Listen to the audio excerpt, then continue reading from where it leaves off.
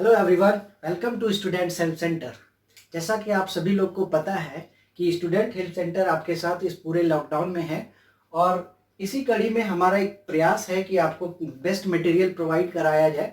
तो इस क्रम में आज मैं लेके आपके सामने प्रेजेंट हूँ क्लास 12th का एक brand new video series. My self Aman and I will discuss mathematics for class 12th।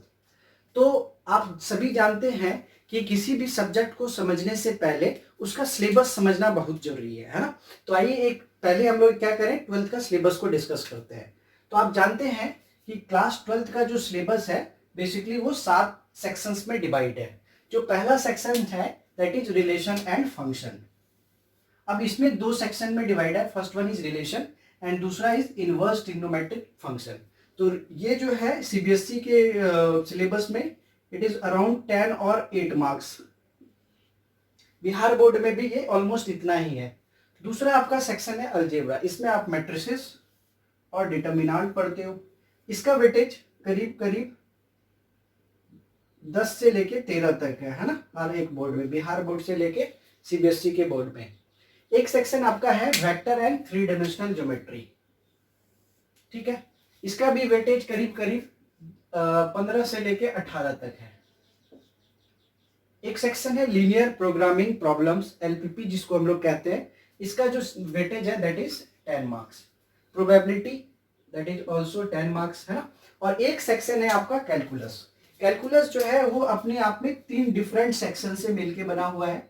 Very first one is differential calculus, integral calculus and the differential equation. ठीक है, वैसे तो कैलकुलस यहाँ relation function से ही शुरू हो जाता है, लेकिन हम लोगों ने यहाँ पे क्या किया है, डिफरेंशियल कैलकुलस रिलेशन फंक्शन को एक अलग सेपरेट टॉपिक दिया हुआ है और डिफरेंशियल कैलकुलस को एक अलग सेक्शंस में पढ़ रहे हैं। तो डिफरेंशियल कैलकुलस जो शुरू होता है वो शुरू होता है लिमिट, कंटिन्यूटी एंड डिफरेंशियबिलिटी से, जिसमें कि लिमिट का पार्ट आपका 11th का है और कंटिन्यूटी एंड डिफरेंशियबिलिटी जो पार्ट है वो 12th का है। लेकिन कंटिन्यूटी और डिफरेंशियबिलिटी को समझने के लिए आपको लिमिट समझना बहुत जरूरी है।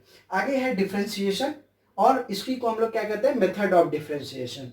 उसके बाद उसी का application that is application of derivative, जिसमें हम लोग रेट मेजर है ना, approximation, monotonicity, maxima minima, mean values theorem वगैरह डिस्कस करते हैं।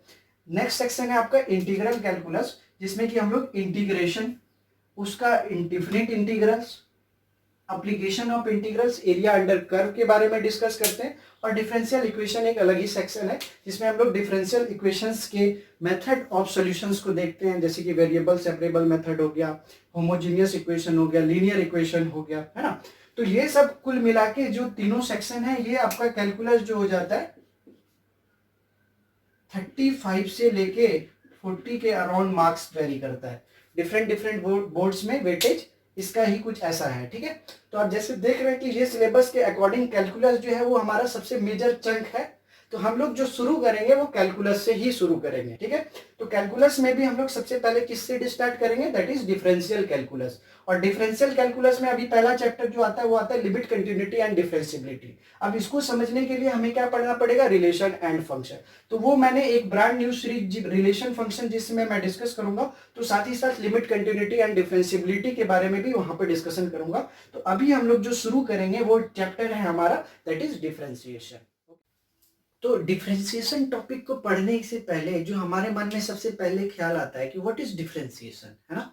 मैंने कई बच्चों से ये सवाल पूछा कि व्हाट इज डिफरेंशिएशन, है ना। तो वो डिफरेंशिएशन dy ओवर dx निकाल लेते, लेकिन मैं अगर उससे पूछता हूँ कि बताओ भाई dy ओवर dx में आपने क्या निकाला, तो वो फिर चुप हो जाते हैं, उनके पास उसका कोई आंसर ही नहीं होता है। तो बेसिकली dy ओवर dx क्या बताता है, it tells me about the process of, है ना, dy ओवर dx क्या है, it is the process of finding the slope of the tangent to a curve at any point on it. किसी भी point पे अगर हमें उसके टेंजेंट का अगर हम लोग क्या निकाल लें, स्लोप निकाल लें, तो वही क्या प्रोसेस कहलाता है, डिफरेंशिएशन कहलाता है ना। उसी स्लोप को क्या नाम दिया गया है, dy ओवर dx। अब ये स्लोप क्या चीज है भाई, है ना। तो स्लोप क्या बताता है, तो slope of the tangents gives the rate of the change of the value of the function representing the curve with respect to the independent variable, है ना। तो यहां पे एक टर्म आ रहा है इंडिपेंडेंट वेरिएबल। ठीक है, तो अगर बेसिकली हम लोग बात करें इंडिपेंडेंट वेरिएबल और डिपेंडेंट वेरिएबल के लिए, तो इसको हम लोग रिप्रेजेंट कैसे करते हैं, जो रिलेशन है that is represented as y is equal to fx, ठीक है। तो यहाँ पे जो y है ये आपका क्या कहलाता है, that is called dependent variable. इसको हम लोग क्या कहते हैं, डिपेंडेंट वेरिएबल। और x क्या कहलाता है, x कहलाता है यहाँ पे इंडिपेंडेंट वेरिएबल, है ना। तो इंडिपेंडेंट और डिपेंडेंट वेरिएबल के बीच के जो रिलेशन है उसी को हम लोग क्या कहते हैं, फंक्शन कहते हैं, ठीक है।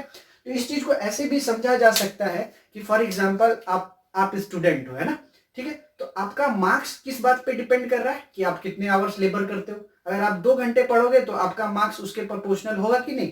अगर आप 4 घंटे करोगे तो उसके अकॉर्डिंग आपका मार्क्स आएगा। तो यहाँ जो मार्क्स है आपका that is the y function, यानी वो डिपेंड कर रहा है किस पे, लेबर पे। यहाँ लेबर आपका क्या हो गया, इंडिपेंडेंट वेरिएबल। आपको कोई रोका नहीं है पढ़ने के लिए, आप 4 घंटा 5 घंटा 10 घंटा वो आपके ऊपर है, लेकिन जिस हिसाब से आप पढ़ोगे उसी हिसाब से आपका रिजल्ट आएगा। समझ पा रहे हैं। तो basically y is the resultant यानी कि आउटपुट है, और एक्स क्या है, आपका इनपुट है, उसके अकॉर्डिंग आपको रिजल्ट मिलता है। तो इसको हम लोग ऐसे समझ सकते हैं कि मान लीजिए आपने इधर से कुछ भी इनपुट दिया जिसका नाम क्या है, एक्स है, तो कुछ भी ऑपरेटर लग के इसको क्या बना देगा, y is equal to f x.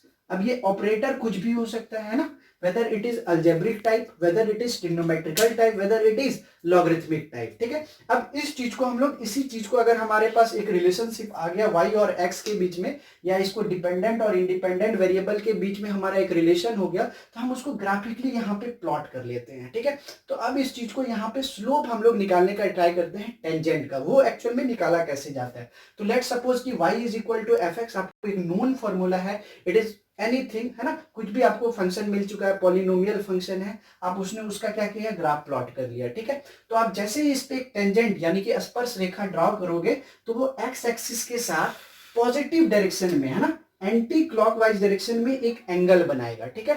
अब उस एंगल का जो tan वैल्यू है वही उस कर्व का क्या दे देगा, उस कर्व का dy ओवर dx दे देगा। इसी को हम लोग क्या कहते हैं, इसी को हम लोग स्लोप कहते हैं। इसी को हम लोग क्या कहते हैं, इसी को हम लोग कहते हैं derivative of y with respect to x, है ना। इसी प्रोसेस फाइंडिंग को क्या कहा जाता है, डिफरेंशिएशन कहा जाता है। तो अगर मान लीजिए आपके पास s है एक फंक्शन ऑफ t का, ठीक है, s यहाँ पे क्या है, it is the position function with respect to time. मतलब आप डिफरेंट टाइम पे किसी भी पार्टिकल का पोजीशन अगर आप लिखना चाहे तो उसको आप ऐसे रिप्रेजेंट कर सकते हो, s is equal to f t. आप मान लीजिए कोई एक रिलेशनशिप है टी स्क्वायर प्लस 2, तो आप t का डिफरेंट वैल्यू के लिए आपको डिफरेंट पोजीशन निकल के आएगा। तो जैसे ही आप इसका रेट या आप इसका डेरिवेटिव निकाल लोगे ds ओवर dt, तो ये आपको क्या दे देगा, वेलोसिटी फंक्शन दे देगा। ये आपको दे देगा वेलोसिटी फंक्शन, है ना। अब मुझे क्या करना है, velocity is also dependent over T,